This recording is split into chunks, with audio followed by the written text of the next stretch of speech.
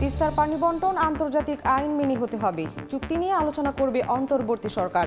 পিটিআইকে doctor Yunus. ত্রিপুরার ডম্বুর বাঁধ অভিমুখে ইনকিলাব মঞ্চের লং মার্চ। বিশেষ সুবিধায় নয়, আইনি প্রক্রিয়ায় মামলা থেকে মুক্ত হতে চান তারেক রহমান। ফিরতে চান দেশে, বলছেন তার আইনজীবী। আদালতেরও ভূমিকা রাখার সুযোগ দেখছেন আইনজ্ঞরা। বান্দরবানের সাবেক মন্ত্রী তাজুল ইসলামের বিশাল সম্পত্তির খোঁজ।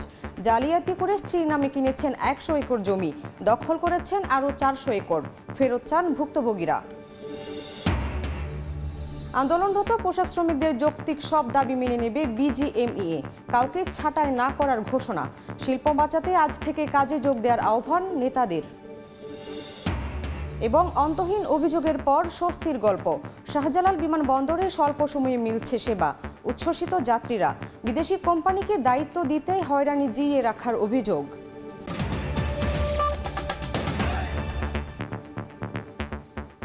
ভোরের সময়ের সঙ্গে আছি আমি শামিমা শাম্মী। তিস্তার পানি বন্টন চুক্তি ইস্যুতে ভারতের সঙ্গে অন্তর্বর্তী সরকার আলোচনা করবে বলে জানিয়েছেন প্রধান উপদেষ্টা ডক্টর মোহাম্মদ ইউনুস। ভারতীয় বার্তা সংস্থা পিটিআইকে দেয়া সাক্ষাৎকারে তিনি বলেন, পানি বন্টন অবশ্যই আন্তর্জাতিক আইন মেনে হতে হবে। দক্ষিণ এশীয় আঞ্চলিক সহযোগিতা সংস্থা সার্ক নিয়েও কথা বলেন ডক্টর ইউনুস। শুক্রবার এই সাক্ষাৎকারটি প্রকাশ করে পিটিআই। বাংলাদেশ ও ভারতের মধ্যে এক দীর্ঘমেয়াদী অমীমাংসিত বিষয় তিস্তা নদীর পানি বন্টন চুক্তি। এ নিয়ে দুদেশের মধ্যে চুক্তির কথা হচ্ছে বিগত কয়েক বছর ধরে, কিন্তু আশ্বাসেই ঝুলে আছে তিস্তা ইস্যু। সম্প্রতি ভারতের বার্তা সংস্থা পিটিআইকে অন্তর্বর্তী সরকারের প্রধান উপদেষ্টা ডক্টর মোহাম্মদ ইউনুসের দেয়া সাক্ষাৎকারে উঠে আসে তিস্তা নদীর পানি বন্টন চুক্তি ইস্যু। শুক্রবার ওই সাক্ষাৎকারটি প্রচার করা হয়। পিটিআইকে ডক্টর ইউনুস বলেন, দীর্ঘদিন ধরে অমীমাংসিত তিস্তা নদীর পানি বন্টন চুক্তির বিষয়ে মতপার্থক্য দূর করার উপায় নিয়ে ভারতের সঙ্গে আলোচনা করবে অন্তর্বর্তী সরকার। বিষয়টি দীর্ঘদিন ধরে ঝুলে থাকায় কোনো দেশেরই লাভ হচ্ছে না। আন্তর্জাতিক আইন অনুযায়ী তিস্তার পানি বন্টন সমস্যার সমাধান হতে হবে বলেও মত তার। বাংলাদেশের সম্প্রতি ভয়াবহ বন্যার জন্য ভারতকে দায়ী করে ঢাকা থেকে গণমাধ্যমের প্রকাশিত খবর প্রসঙ্গে ডক্টর ইউনুস বলেন, চুক্তি সইয়ের আগে এমন সংকট মোকাবেলায় মানবিক দৃষ্টিভঙ্গি গ্রহণ করা যেতে পারে। 2011 সালে ঢাকায় ভারতের তৎকালীন প্রধানমন্ত্রী মনমোহন সিংয়ের সময় তিস্তার পানি বন্টন চুক্তি স্বাক্ষর অনেকটা চূড়ান্ত হয়ে গেছিল। তবে পশ্চিমবঙ্গের মুখ্যমন্ত্রী ওই চুক্তিকে অনুমোদন দিতে অস্বীকৃতি জানানোয় তা আলোর মুখ দেখেনি। এ বিষয়টি সমাধানের আশাবাদ ব্যক্ত করেন প্রধান উপদেষ্টা। পিটিআইকে দেয়া সাক্ষাৎকারে দক্ষিণ এশীয় আঞ্চলিক সহযোগিতা সংস্থা সার্ক নিয়েও কথা বলেন ডক্টর ইউনুস। সংস্থাটি চেতনার পুনর্জীবনের মাধ্যমে আঞ্চলিক অনেক সমস্যার সমাধান করতে পারে বলেও মন্তব্য তার। রবিউল ইসলাম আওলাদ, সময় সংবাদ।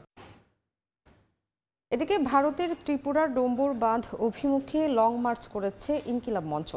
আন্তঃসীমান্ত নদীতে ভারতের বাঁধ দেয়া আন্তর্জাতিক আইনের লঙ্ঘন বলে অভিযোগ করেছেন অংশগ্রহণকারীরা। অবিলম্বে বাঁধ ভেঙে দিয়ে দুই দেশের স্বার্থ রক্ষা করে পানির ন্যায্য হিস্সা নিশ্চিতের আহ্বান তাদের। ভারতীয় আগ্রাসনের বিষয়টি আন্তর্জাতিক ফোরামে উপস্থাপনের মাধ্যমে যৌক্তিক সমাধান দাবি জানায় ইনকিলাব মঞ্চ।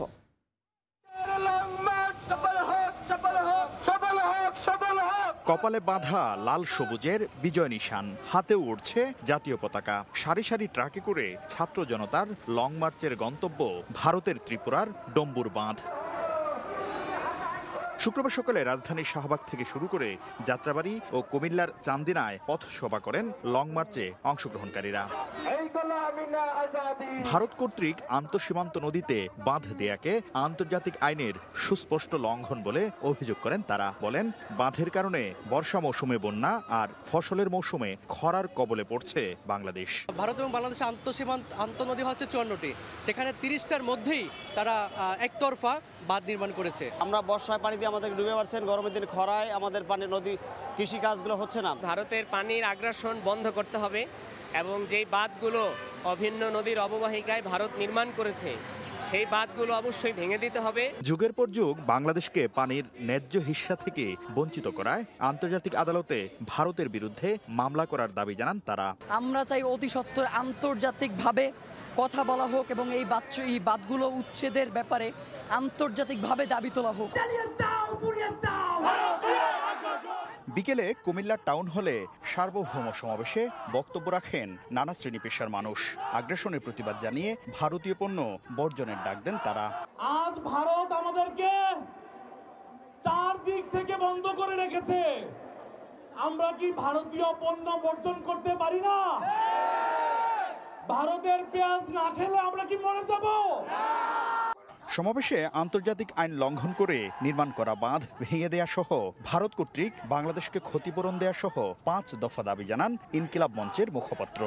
ভারতের সমস্ত অবৈধ বাঁধ ভেঙে ফেলার দাবিতে অতি সত্বর জাতিসংঘ এবং সমস্ত আন্তর্জাতিক ফোরামকে অন্তর্ভুক্ত করে ভারতের বিরুদ্ধে ব্যবস্থা গ্রহণ করতে হবে। সমাবেশ শেষে ডম্বুর বাঁধ অভিমুখে পদযাত্রার মাধ্যমে শেষ হয় লং মার্চ। ডম্বুর বাঁধ অভিমুখে এই পদযাত্রার মাধ্যমে শেষ হলো ইনকিলাব মঞ্চের লং মার্চ। আগামী দিনে সব ধরনের আগ্রাসন এবং বৈষম্যের রাজপথে জবাব দেওয়ার ঘোষণা দিলেন লং মার্চে অংশগ্রহণকারীরা। শাকির আহমেদ, সময় সংবাদ, কুমিল্লা। বিশেষ সুবিধায় নয়, আইনি প্রক্রিয়ায় মামলা থেকে মুক্ত হতে চান বিএনপির ভারপ্রাপ্ত চেয়ারম্যান তারেক রহমান। যথাসময়ে ফিরতে চান দেশে, এমনটাই জানিয়েছেন তার আইনজীবীরা। আইন বিশেষজ্ঞরা বলছেন, মামলা থেকে মুক্ত হতে দেশে ফিরে আদালতের দ্বারস্থ হতে হবে তারেক রহমানকে। তবে ন্যায় বিচারের স্বার্থে আদালতও এই বিষয়ে ভূমিকা রাখতে পারে বলে মনে করেন তারা। আফজাল হোসেনের রিপোর্ট। ৫ আগস্ট পদত্যাগ করে ভারতে পালিয়ে যান প্রধানমন্ত্রী শেখ হাসিনা। পরদিন মুক্তি দেয়া হয় ৩ বারের সাবেক প্রধানমন্ত্রী বেগম খালেদা জিয়াকে। এরপর একে একে জামিনে জেল থেকে বের হন কারাবন্দী বিএনপি নেতারা। তবে দলটির ভারপ্রাপ্ত চেয়ারম্যান তারেক রহমানের মামলা নিয়ে নেই তেমন কোনো অগ্রগতি। ১৬ বছর ধরে লন্ডনে অবস্থান করছেন তারেক রহমান। 111 এবং আওয়ামী লীগ সরকারের সময় তার বিরুদ্ধে অর্ধশতাধিক মামলা হয়। এর মধ্যে ২১ আগস্ট গ্রেনেড হামলা মামলায় যাবজ্জীবন কারাদণ্ড সহ ৫টি মামলায় সাজা দেওয়া হয়। রাজনৈতিক পট পরিবর্তনের পর তারেক রহমান কবে দেশে ফিরবেন এ প্রশ্ন উঠেছে। আইনজীবীরা বলছেন, বিশেষ কোনো সুবিধায় নয়, আইনি প্রক্রিয়ায় নির্দোষ প্রমাণ করে মামলা থেকে মুক্ত হতে চান তারেক রহমান। যথাসময়ে ফিরবেন দেশে। ফ্যাসিস্ট রেজিমের নেতৃত্ব দানকারী পলাতক শেখ হাসিনা জনাব তারেক রহমান সাহেবের পাসপোর্টটা পর্যন্ত নবায়ন করতে দেয়নি। উনি আইনের প্রতি শ্রদ্ধাশীল, আদালতের প্রতি শ্রদ্ধাশীল, সংবিধানের প্রতি শ্রদ্ধাশীল, যে কারণে ওনার বিরুদ্ধে মিথ্যা মামলাগুলোর যেগুলো রায় হয়েছে সেগুলো আইনগতভাবেই তিনি মোকাবেলা করবেন। আর যেগুলোর রায় হয়নি সেইগুলো আইনগতভাবে আমরা পদক্ষেপ নিচ্ছি। সিনিয়র আইনজীবী এস.এম. শাহজাহান বলছেন, আইনি প্রক্রিয়ায় মুক্তি পেতে হলে দেশে ফিরতে হবে তারেক রহমানকে। তারেক রহমান সাহেবের জাজমেন্টের পরে যেহেতু তার আগে থেকে উনি দেশে ছিলেন না, উনি লন্ডনে, কাজে ওনার তো এই মামলায় আপিল করার কোনো সুযোগ ছিল না বা আপিল উনি করতে পারেননি। কোর্টের কাছে কোনো রিলিফ আপনাকে যেতে হলে আপনাকে তো কোর্টে সারেন্ডার করতে হবে। আইনে আমাদের আরেকটা প্রভিশন আছে 561A of the Code of Criminal Procedure, that are inherent power of the court. Tarique Zia সাহেবের যদি ওটা করতে হয় তাইলেও তাকে দেশে আসতে হবে। ২০০৮ সালের ১১ সেপ্টেম্বর চিকিৎসার জন্য লন্ডনে যান তারেক রহমান। সেখান থেকেই দলকে সংগঠিত করে আওয়ামী লীগ সরকার বিরোধী আন্দোলনে নেতৃত্ব দেন তিনি। জাতীয়তাবাদী দল। আফজাল হোসেন, সময় সংবাদ, ঢাকা। এবার বান্দরবানের লামায় মিলল সাবেক স্থানীয় সরকার মন্ত্রী তাজুল ইসলামের বিশাল সম্পত্তির খোঁজ। ক্ষমতায় থাকাকালে প্রশাসনের সহায়তায় জালিয়াতি করে স্ত্রীর নামে কিনেছেন ১০০ একরের বেশি জায়গা। ক্ষমতার প্রভাব খাটিয়ে জবরদখল করেছেন আরও অন্তত ৪০০ একর জমি। সরকার পতনের পর সম্পত্তি ফেরত পাওয়ার দাবি ভুক্তভোগীদের। সোহেল কান্তি নাথের ক্যামেরায় বিস্তারিত জানাচ্ছেন এন.এ. জাকির।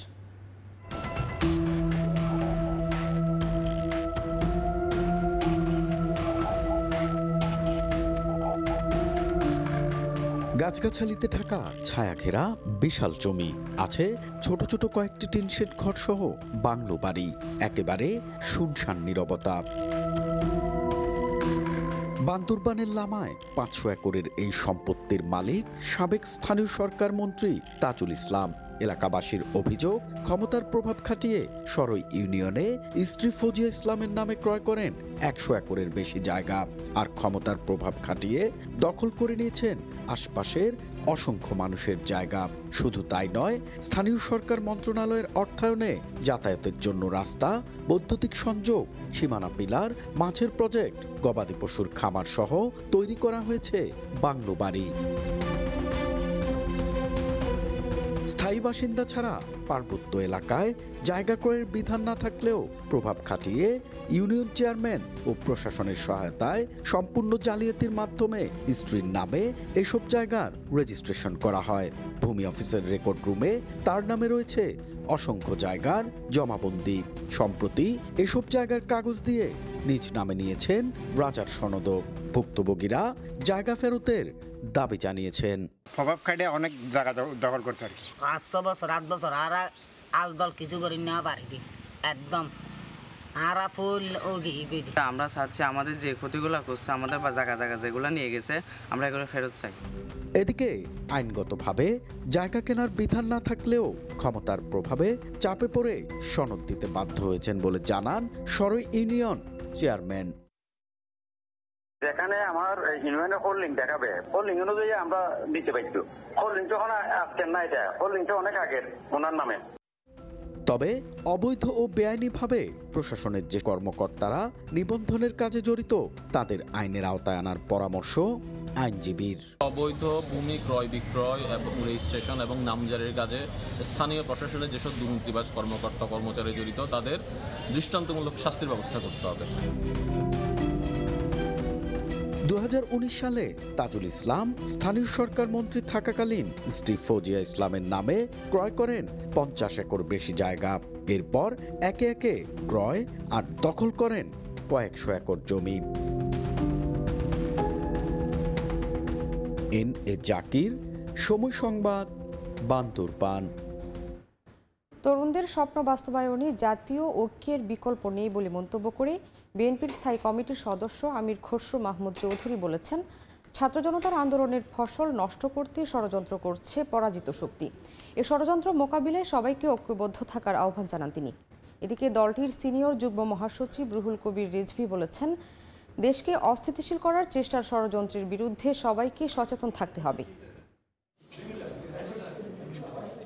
ছাত্র জনতার গণ অভ্যুত্থানে আওয়ামী লীগ সরকারের পতনের পর প্রথমবারের মতো যুগপৎ আন্দোলনের শরিকদের সঙ্গে নিয়ে বৈঠক করেন বিএনপির স্থায়ী কমিটির সদস্য আমির খসরু মাহমুদ চৌধুরী। গুলশানে দলটির চেয়ারপারসনের রাজনৈতিক কার্যালয়ে গণফোরাম, ন্যাব ভাসানী ও পিপলস পার্টির নেতাদের নিয়ে শুক্রবার বিকেলে লিয়াজো কমিটির বৈঠক করেন বিএনপির সিনিয়র নেতারা।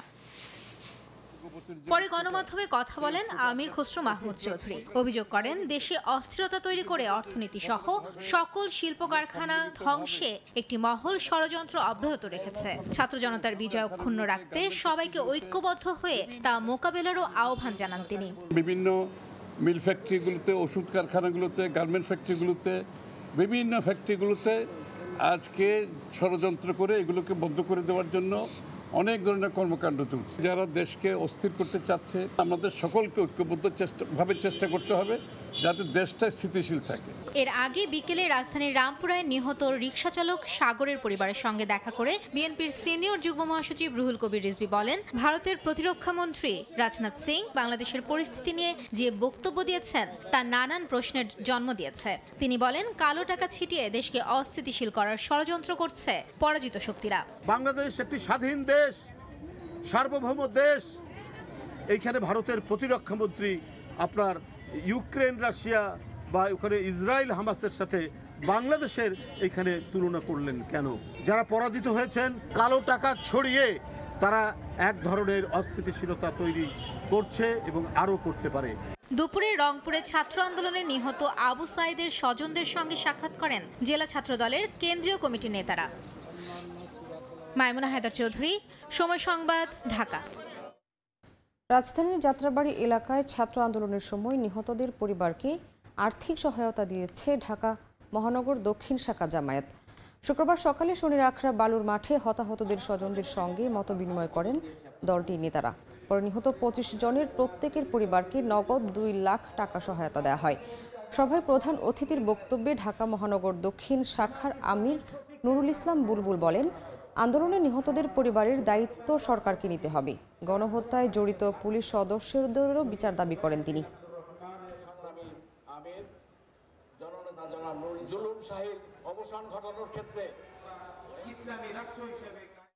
শহীদ পরিবারের, আহত পঙ্গু পরিবারের সুনির্দিষ্ট তালিকা তৈরি করে তাদেরকে তাদের অভিভাবকত্বের দায়িত্ব নিতে হবে, তাদের কর্মসংস্থানের ব্যবস্থা করতে হবে, তাদের পুনর্বাসনের ব্যবস্থা করতে হবে। সরকারের কাছে দাবি জানাতে চাই, অগ্রাধিকারের ভিত্তিতে এই গণহত্যাকারী শেখ হাসিনা, তার দল এবং তার সহযোগী শক্তি যারা ভূমিকা পালন করেছে তাদেরকে অবিলম্বে বিচারের আওতায় নিয়ে আসতে হবে। আসন্ন দুর্গাপূজা আগের চেয়েও নিরাপদে উদযাপন করা হবে বলে মন্তব্য করেছেন ইসলামী আন্দোলন বাংলাদেশের সিনিয়র নায়েবে আমির মুফতি সৈয়দ মোহাম্মদ ফয়জুল করিম। রাজধানীর বংশালী ছাত্র জনতার সম্প্রীতি সমাবেশে কথা বলেন তিনি। বৈষম্য বিরোধী আন্দোলনের বিজয় অক্ষুণ্ণ রাখতে অসাম্প্রদায়িক বাংলাদেশ গড়ার আহ্বান জানান তিনি। হিন্দুদেরকে বলবো, মহা উৎসবে আপনাদের ধর্মীয় অনুষ্ঠান পালন করুন, আরো ভালো মতো পালন করুন।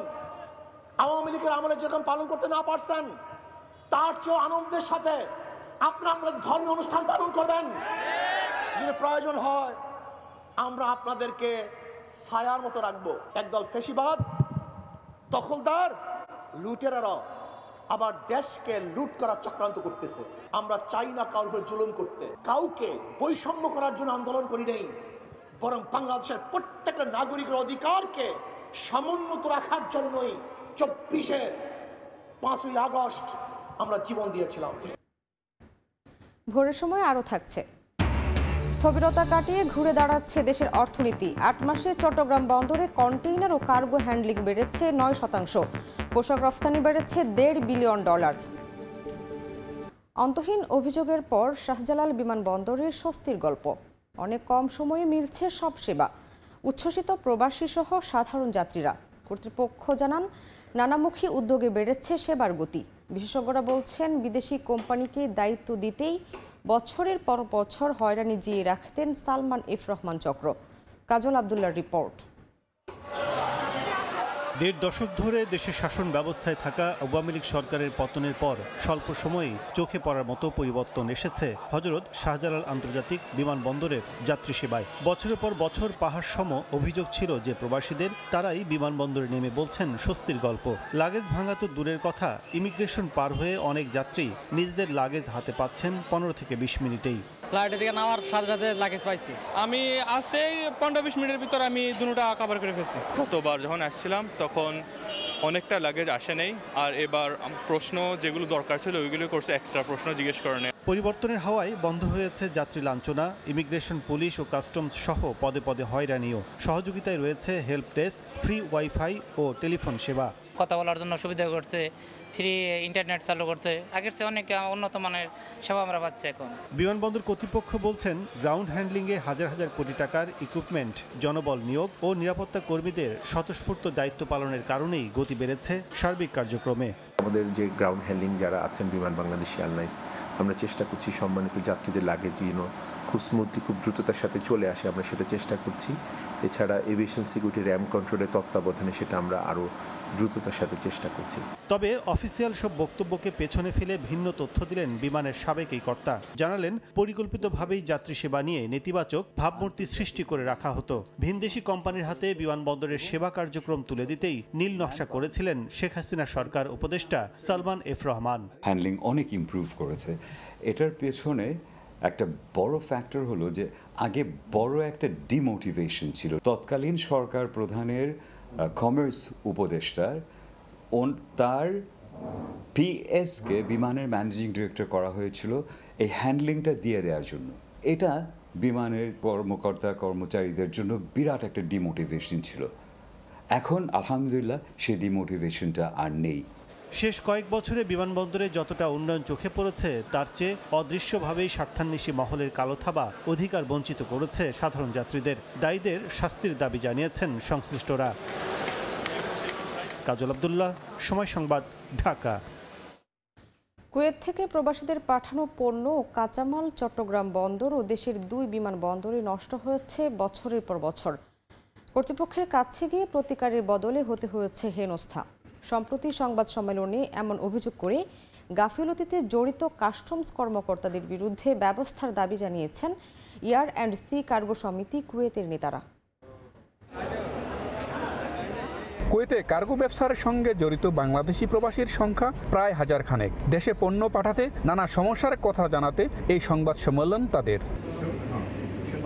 গত মঙ্গলবার রাতে এই সংবাদ সম্মেলনের আয়োজন করে এয়ার অ্যান্ড সি কার্গো সমিতি।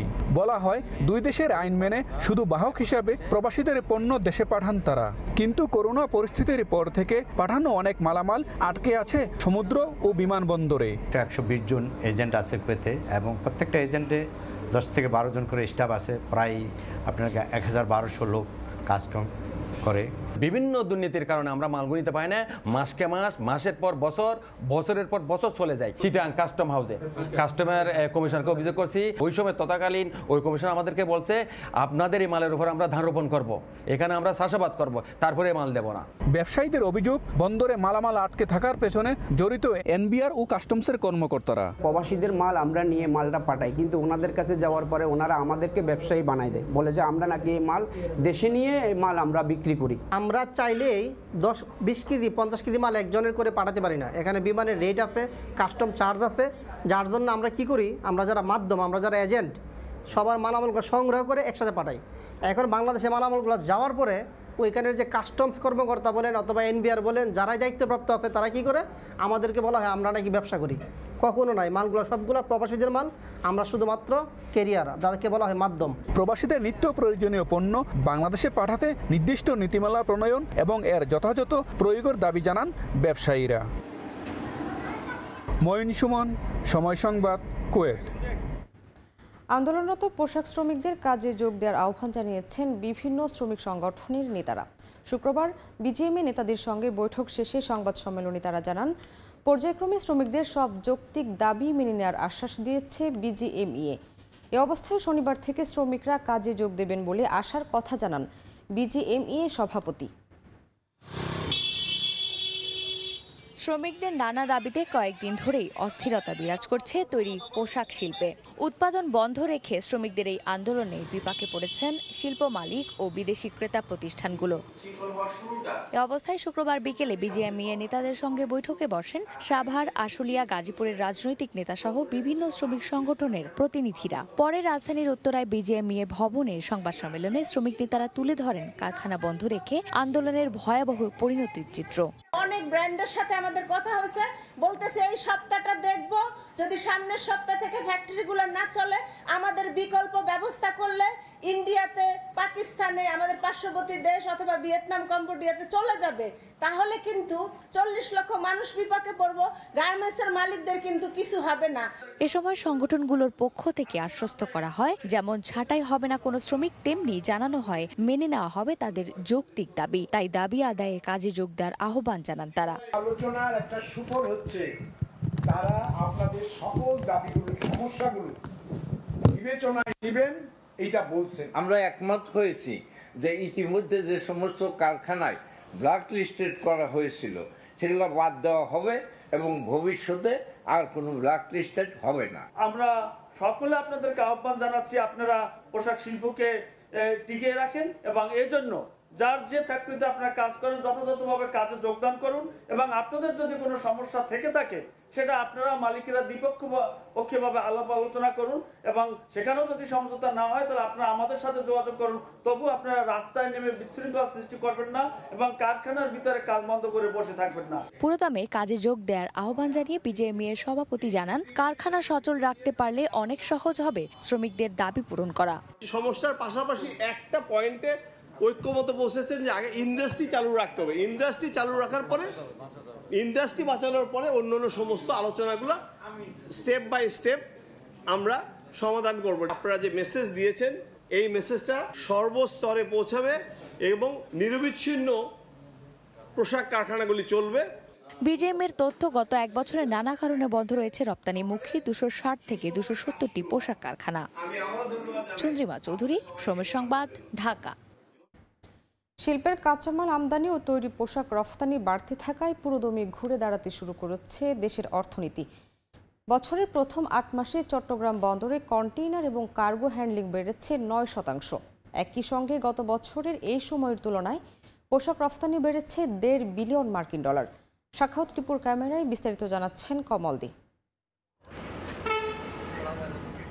বছরের প্রথম 8 মাসেই চট্টগ্রাম বন্দরে 6.13% প্রবৃদ্ধি হিসেবে 21,58,000 কন্টেনার এবং 2.64% প্রবৃদ্ধি হিসেবে 8,25,00,000 মেট্রিক টন কার্গো পণ্য হ্যান্ডলিং হয়েছে।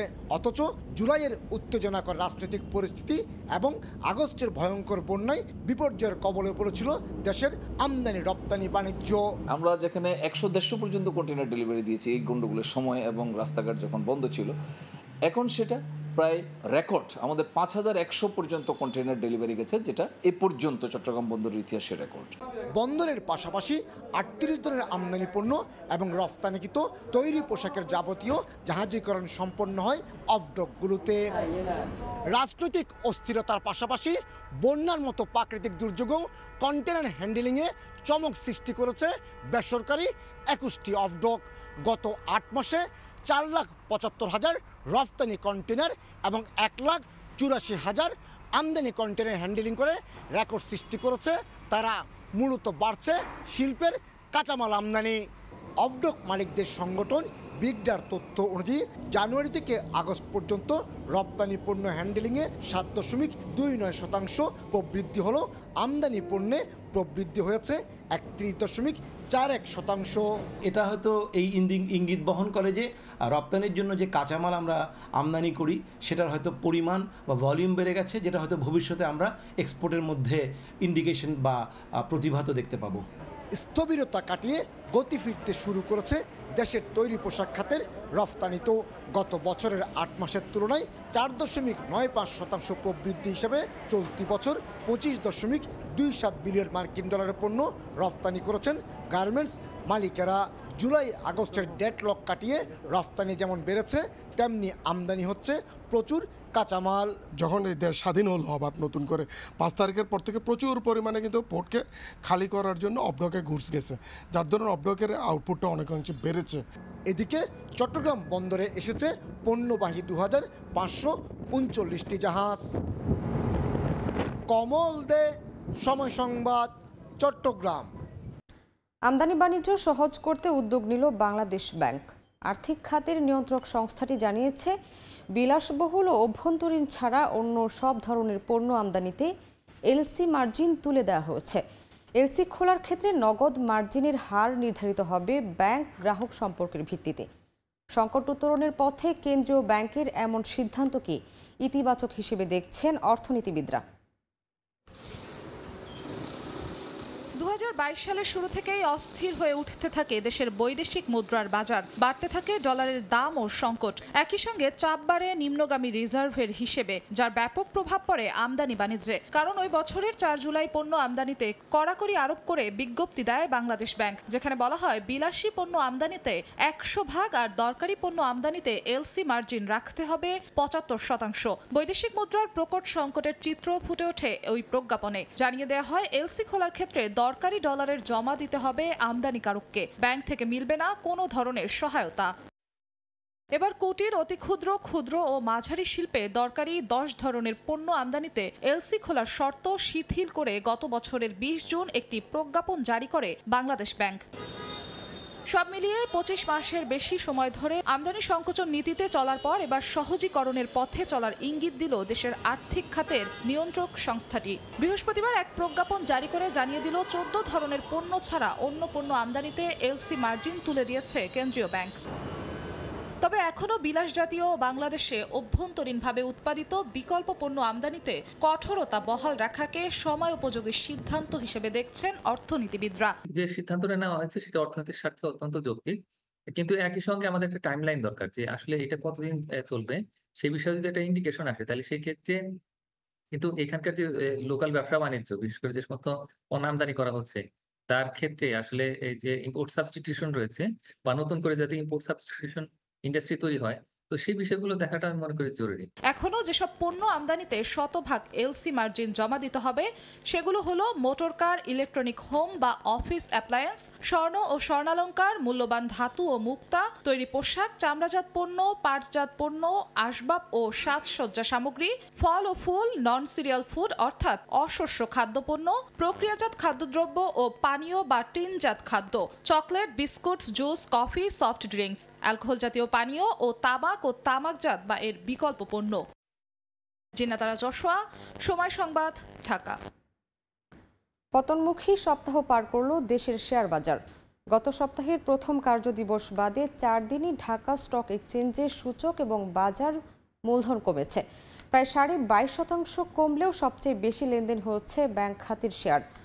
21 ধরনের কোম্পানির মধ্যে প্রকৌশল, বস্ত্রসহ 15টি খাতে তালিকাভুক্ত প্রতিষ্ঠানের শেয়ারের লেনদেন বাড়লেও পতন ঠেকেনি ঢাকার পুঁজিবাজারে।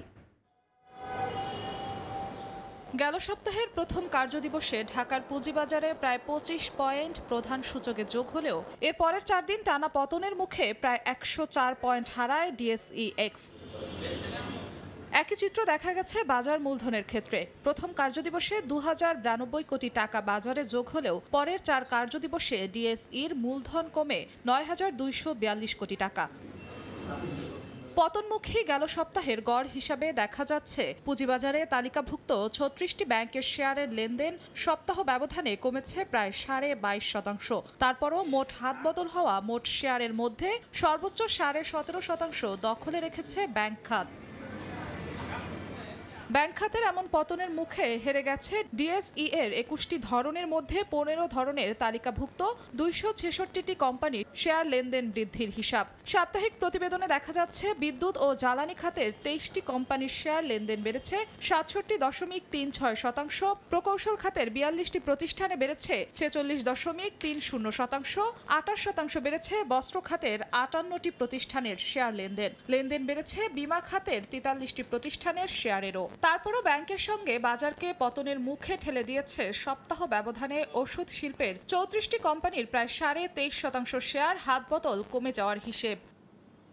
নিম্নমুখী এই বাজারেও গত সপ্তাহে দাম বৃদ্ধির তালিকায় শীর্ষে থেকেছে এ ক্যাটাগরির লিন্ডে বাংলাদেশ লিমিটেড, যে কোম্পানিটি সম্প্রতি শেয়ার হোল্ডারদের জন্য 4100% ক্যাশ ডিভিডেন্ড দেওয়ার ঘোষণা দিয়েছে। অর্থাৎ 10 টাকা অভিহিত মূল্যের প্রতিটি শেয়ারের বিপরীতে 410 টাকা ডিভিডেন্ড পাবেন শেয়ার হোল্ডাররা। দাম বৃদ্ধির তালিকায় দ্বিতীয় শীর্ষ অবস্থান দখলে রেখেছে বি ক্যাটাগরির লিব্রা ইনফিউশনস লিমিটেড। তৃতীয় স্থানেও বি ক্যাটাগরির খান ব্রাদার্স পিপি ওভেন ব্যাগ ইন্ডাস্ট্রিজ লিমিটেড। এর পরের অবস্থানে জেট ক্যাটাগরির company national tea company limited ও পঞ্চম স্থান ধরে রেখেছে ফারিস্ট ইসলামী লাইফ ইন্স্যুরেন্স কোম্পানি লিমিটেড। এই কোম্পানিটিও বর্তমানে রয়েছে জেট ক্যাটাগরিতে।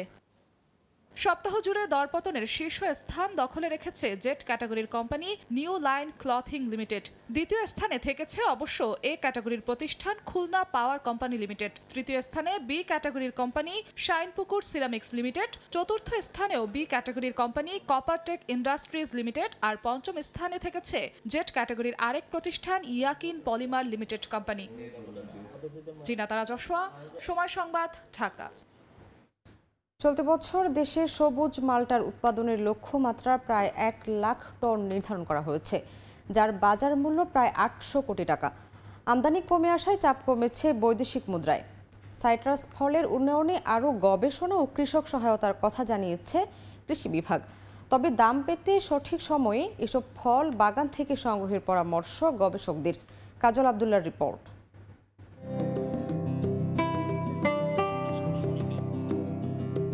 স্বনির্ভরতায় বাজিমাত দেশীয় মাল্টা চাষ। ভরা মৌসুমে থোকায় থোকায় ঝুলছে বাগানে বাগানে। বিদেশি মাল্টার বিপরীতে জনপ্রিয় জাত বাড়ি এক মাল্টা রঙে সবুজ হলেও গুণগত মানে ভরপুর। সরকারিভাবে নানা পৃষ্ঠপোষকতায় ফলটির সম্ভাবনা এখন পরিলক্ষিত হচ্ছে দেশব্যাপী। উৎপাদন বাড়ায় আমদানি যেমন কমছে, তেমনি চাপ কমেছে ডলারের ওপর। পরিসংখ্যান বলছে গত বছর দেশে প্রায় 10,000 হেক্টর জমিতে প্রায় 90,000 টন মালটা উৎপাদিত হয়, আর চলতি বছর চাষের পরিমাণ বৃদ্ধির পাশাপাশি উৎপাদন দাঁড়াবে প্রায় 1 লাখ টনে, যার বাজার মূল্য 800 থেকে 1,000 কোটি টাকা। তবে অভিযোগ রয়েছে ভালো ও পরিপক্ক মালটা পাচ্ছেন না ভোক্তা।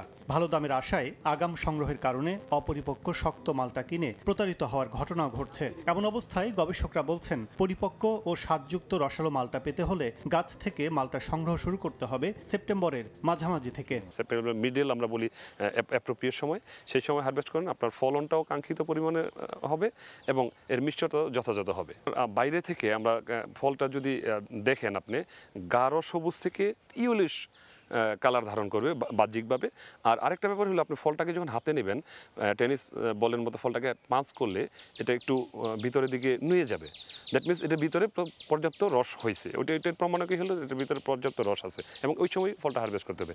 অপরিপক্ক ফল সংগ্রহের পেছনে রয়েছে কৃষক পর্যায়ে অসচেতনতাও। তবে কৃষি সম্প্রসারণ অধিদপ্তর জানায় কৃষকদের প্রশিক্ষণের পাশাপাশি মাঠ পর্যায়ে সচেতন করতে কাজ করছেন কর্মকর্তারা। কৃষক ভাইদেরকে এই ব্যাপারে সচেতন করি, যারা আর্লি হারভেস্ট না করে যাতে সঠিক সময়ে হারভেস্ট করে, এতে করে ভোক্তারা সঠিকভাবে এই বাড়ি মালটা একের যে প্রকৃত স্বাদ এবং প্রকৃত রসটুকু তারা পাবে।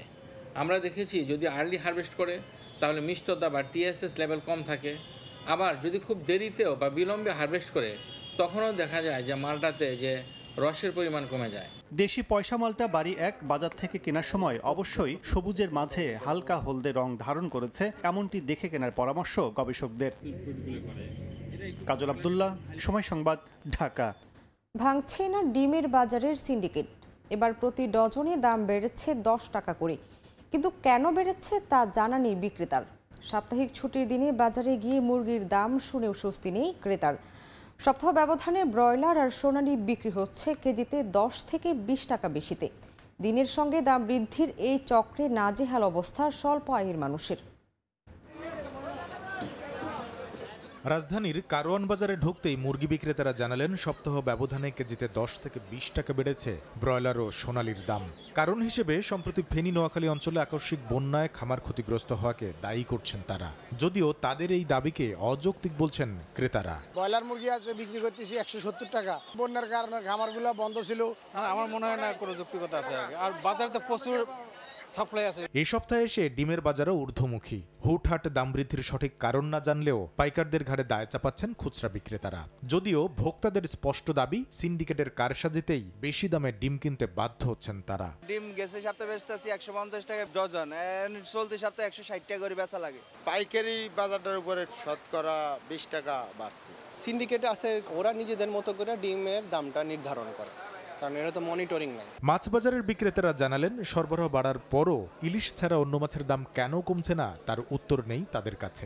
রুই কাতল সব আগের দামে, মাছের আমদানি বেশ ভালোই আছে, কিন্তু মাছের দাম কমতেছে। বাজার মূল্য আর একটু কমা উচিত। তবে আলু ও দেশি পেঁয়াজের বাজারে মিলছে দাম কমতির খবর। পাবনার পেঁয়াজ 12 টাকা 14 টাকা এরকম আসছিল, আজকে 110 টাকা। ভারত হলো 106 টাকা কেজি, আর পাকিস্তান হলো 92 টাকা কেজি, কম হনে পারো।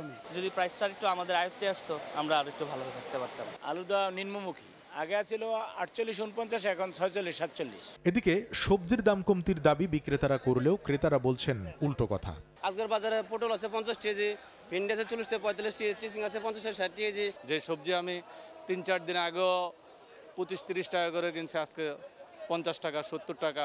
দামটা প্রথম কিছুদিন মানে আন্দোলনের পর থেকে কিছুদিন একটু কম ছিল, কিন্তু আবার আগের দামে চলে গেছে। কয়েক সপ্তাহ ধরে একই তালে চলতে থাকা মুদিপণ্যের বাজারে মাসের শুরুতে বিক্রি বৃদ্ধির বিপরীতে কমেছে আটা ময়দার দাম। আর গত সপ্তাহে এক দফায় মোটা চালের দাম কেজিতে 2-3 টাকা বাড়ার পর বর্তমানে বাজার রয়েছে স্থিতিশীল। নতুন করে আর বাড়ে নাই চালের দাম। একটু দ্রব্যমূল্যের দাম কম হয় তাহলে ভালো হয়। আটার দাম কমছে, চিনির দাম কমছে। কামরুল হাসান সবুজ, সময় সংবাদ, ঢাকা। আকস্মিক বন্যার প্রভাব পড়েছে রাঙামাটির পর্যটন শিল্পে। ভ্রমণ পিপাসু কম আশায় ব্যবসায় নেমেছে স্থবিরতা। আর্থিক ক্ষতির মুখে ব্যবসায়ীরা। হেফাজত সবুজের তথ্য ও রাজীব দাস মুন্নার ছবিতে বিস্তারিত। সবুজ পাহাড়, আঁকাবাঁকা পাহাড়ি পথ আর ঝর্ণার অপরূপ সৌন্দর্য দেখতে প্রতি বছর হাজারো পর্যটকের আগমন ঘটে রাঙামাটিতে। তবে এবারের চিত্র ভিন্ন। বর্ষা শেষে অপরূপ সাজে পাহাড়ের শহর রাঙামাটি সাজলেও পর্যটকের আগমন নেই বললেই চলে। জেলার পর্যটন শিল্পের আইকন খ্যাত ঝুলন্ত সেতু ডুবে আছে কোমর সমান পানিতে। কচুরিপানা থেকে সেতু রক্ষায় কাজ করছে কর্তৃপক্ষ। এমন অবস্থায় হাতে গোনা 2-1 পর্যটক যারাই আসছেন তারাও ফিরছেন হতাশা নিয়ে। আমরা খুবই হতাশ এটার জন্য। আমাদের যে আশা ছিল, আকাঙ্ক্ষা ছিল আমরা এখানে ছবি তুলবো, ওদিকে তো যাওয়া যাচ্ছে না, আর ঝুলন্ত ব্রিজ তো ওটাই সরানো যাচ্ছে না। ঘাটে নোঙর করে আছে টুরিস্ট বোট, আর তাতে বোনা কাপড়ের দোকানে অলস সময় কাটাচ্ছেন বিক্রয় কর্মীরা। এতে ক্ষতির শঙ্কায় ব্যবসায়ীরা। বিভিন্ন সংগঠন থেকে ঋণ নিয়ে বোটগুলো সংস্কার কাজ করছি, কিন্তু সেই টাকাগুলোই আমরা এখন পরিশোধ করতে পারছি না। আমাদের ব্রিজটা ডুবে যাওয়াতে অনেক পর্যটক এই মুহূর্তে আসতেছে না। আধুনিক ডিজাইনের ঝুলন্ত সেতু নির্মাণের প্রস্তাবনা নতুন করে বিবেচনার তাগিদ বাংলাদেশ পর্যটন কর্পোরেশনের। আধুনিক ঝুলন্ত ব্রিজ নির্মাণের জন্য আমাদের পর্যটন কর্তৃপক্ষ পার্বত্য চট্টগ্রাম উন্নয়ন বোর্ডে একটা আবেদন রয়েছে, এর অগ্রগতি হবে বলে আশা রাখি। জেলার 15,000 মানুষের জীবন জীবিকা চলে পর্যটন খাতের উপর। সময় সংবাদ, রাঙামাটি। সরকার পতনের পর ব্রাহ্মণবাড়িয়া শহরে ভেঙে পড়া ট্রাফিক ব্যবস্থা 1 মাসে উন্নতি হয়নি। ঘণ্টার পর ঘণ্টা তীব্র যানজটে ভোগান্তির শিকার শহরবাসী। দ্রুত সমস্যা সমাধানের আশ্বাস দিয়েছে পৌর কর্তৃপক্ষ।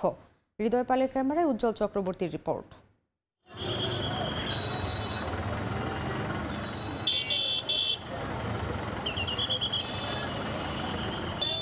150 বছরের বেশি প্রাচীন ব্রাহ্মণবাড়িয়া পৌরসভা এমনিতেই স্বাভাবিক সময়ে যানজটের নাগাল থাকে পৌর এলাকার রাস্তাঘাট। এর মধ্যে গত 5 আগস্ট শেখ হাসিনা সরকারের পতনের পর থানাগুলোতে হামলার ঘটনায় ভেঙে পড়েছে ট্রাফিক পুলিশের সেবা কার্যক্রম। অপরদিকে মেয়র না থাকায় ভেঙে গেছে পৌরসভার কার্যক্রম। ফলে শহরে অবৈধ রিক্সা, ইজি বাইক ও ভারী যানবাহন প্রবেশ করছে অনেকটাই নির্বিঘ্নে। ফলে প্রতিদিন সকাল থেকে গভীর রাত পর্যন্ত ঘন্টার পর ঘন্টা তীব্র যানজট লেগে থাকে পুরো শহর জুড়ে। এতে ভোগান্তির শিকার হচ্ছেন পৌরবাসী। সিএনজি, অটো রিক্সা প্লাস এই যে সড়ক বাজার প্রতিদিন শত শত ট্রাক আসতেছে, এই ট্রাকের জন্য বিশেষ করে যানজটে লাগতেছে। মসজিদ উঠতে ট্যাঙ্কের পর যাইতে লাগে 5 মিনিট, এই জায়গাতে লাগতে 1.5 ঘন্টা। যানজটে বৈশা থাকতে থাকতে রোদ্রে আর ভালো লাগে না।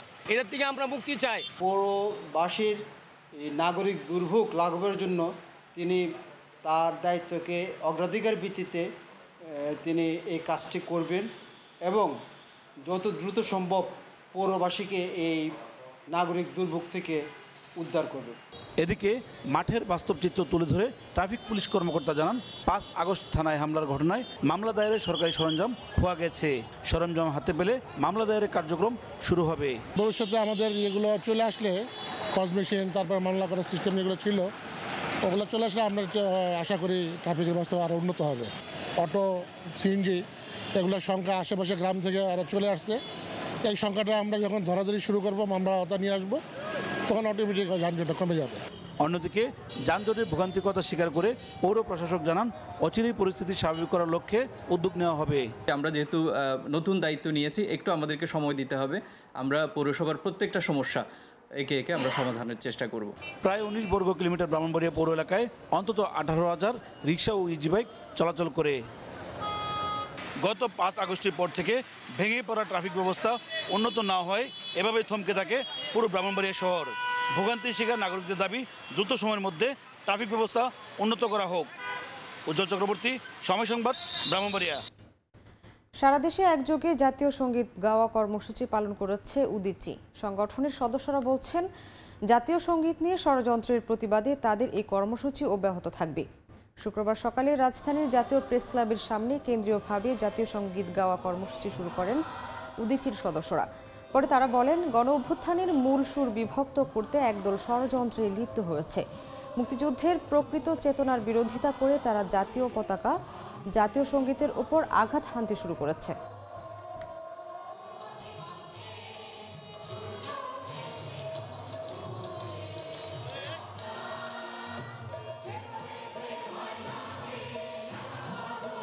আমাদের মুক্তিযুদ্ধের যে অর্জন, আমাদের জাতীয় পতাকা এবং জাতীয় সঙ্গীত, আমরা কোনোভাবেই এটিকে নস্যাৎ হতে দিতে পারি না।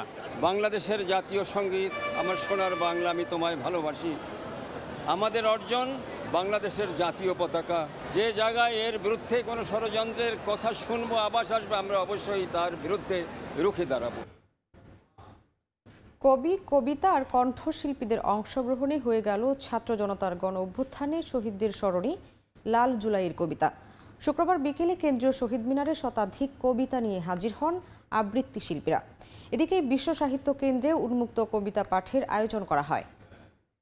ও গান গাইতে পারে না, গান গাইতে দেয় না। কোন প্রজন্মের সাথে পাঙ্গা নিয়েছো? পানি লাগবে পানি, বুক পেতেছে গুলিকর, আবু সাঈদের মায়ের হাজারি। সব যেন শব্দ থেকে কবিতা, গানে, ছন্দে তালে আবারও উচ্চারিত হলো কেন্দ্রীয় শহীদ মিনার প্রাঙ্গণে। যে বোন মূর্ছা যায় বারবার, আমার বেটাকে মারলো কেন? কবি, কবিতা আর কণ্ঠশিল্পীদের অংশগ্রহণে ছাত্র জনতার গণ অভ্যুত্থানে শহীদদের স্মরণে লাল জুলাইয়ের কবিতা। শুক্রবার ছুটির দিন বিকেলে শতাধিক কবিতা নিয়ে আবৃত্তি শিল্পীরা হাজির হন কেন্দ্রীয় শহীদ মিনারে। জুলাইয়ে যে আন্দোলনটা আমাদের হলো, ওই সময়ে যে কবিতাগুলো লেখা হয়েছে শুধুমাত্র সেই কবিতাগুলো এখানে আবৃত্তি করবার জন্য। যে সিচুয়েশনটা গিয়েছে, এই সিচুয়েশনটা আমাদেরকে যেমন আবেগপ্রবণ করেছে, আমাদের যেমন কষ্টটাকে জ্বালিয়েছে, যেটাকে বলা যায়, সেই অনুভূতি থেকে আমি এসেছি। এই সময়টাকে ছেঁকে কবিরা যে শব্দগুলো চাষ করেছেন সেগুলোই হয়তো মঞ্চে আমরা ফোটাচ্ছি।